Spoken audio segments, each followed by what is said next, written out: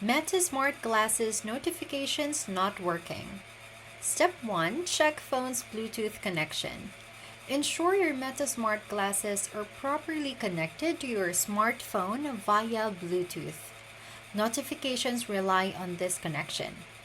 Open your phone's Bluetooth settings and confirm your glasses are listed as connected. If not, try reconnecting them. Step 2. Verify notifications in MetaView app. Open the MetaView app on your smartphone, go to the settings for your glasses, and find the notification section. Make sure that notifications are enabled and specifically check which apps are allowed to send notifications to your glasses.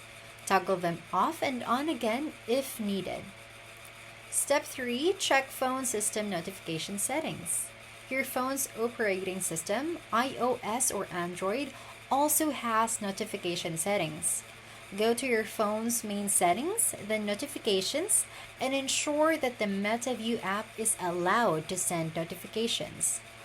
Also, check if specific apps you want notifications from, example messages or WhatsApp, are allowed to send notifications on your phone.